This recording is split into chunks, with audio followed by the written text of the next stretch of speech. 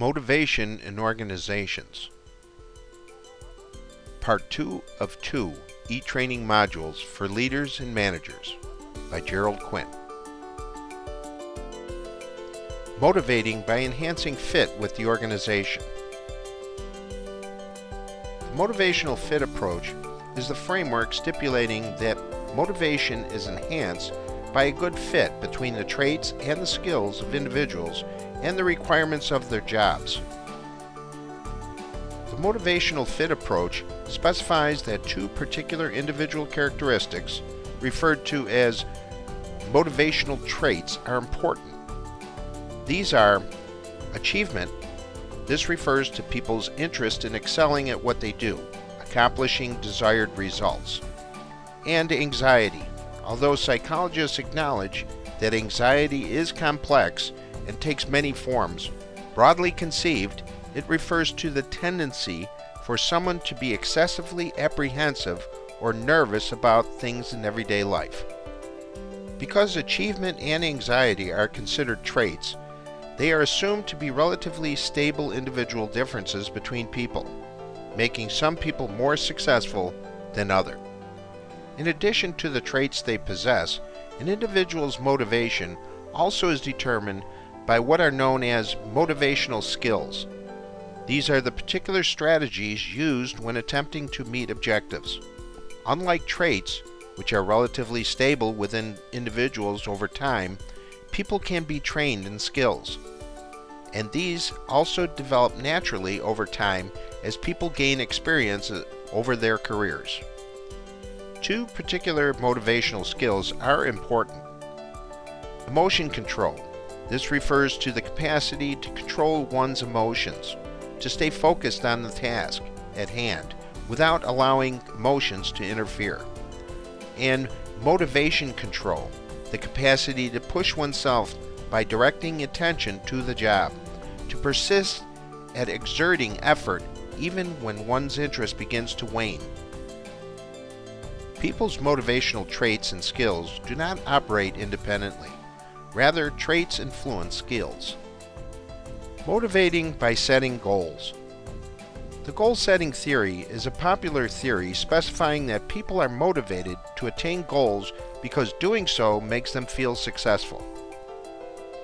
The goal-setting process. When people are challenged to meet higher goals, several things happen. First, they assess the desire to attain the goal, as well as their chances of obtaining the goal. Together, these judgments affect their goal commitment. Second, they assess the extent to which meeting the goal will enhance their beliefs in their own self-efficacy. When levels of goal commitment and self-efficacy are high, people are motivated to perform at the goal level. An example of goal setting with some pretty impressive effects. The performance of loggers loading timber onto trucks markedly improved after a specific difficult goal was set. The percentage of the maximum possible weight loaded onto the trucks rose from approximately 60% before any goal was set to approximately 94%, the goal level, after the goal was set. Performance remained at this level as long as 7 years. Again, the two remarkable effects were there was a dramatic improvement in performance after a goal was set, and performance at the goal level was sustained 7 years after the goal was first set. The goal set at the logging camp was successful not only because it was specific, but also because it pushed crew members to a higher standard. Obviously, a goal that is too easily attained will not bring about the desired increments in performance. Motivating by being equitable. The equity theory, an overview. To judge equity or inequity, people compare the ratios of their own outcomes to inputs with the corresponding ratios of others, or of themselves at earlier points in time. The resulting states are summarized here, along with their associated emotional responses. When person A's outcomes and inputs are greater than person B's, overpayment inequity occurs for person A.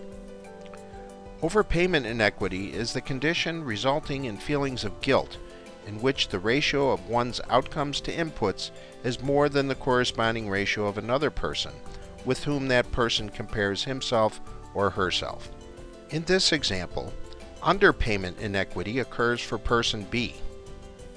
Underpayment inequity is the condition resulting in feelings of anger in which the ratio of one's outcomes to inputs is less than the corresponding ratio of another person with whom one compares himself or herself.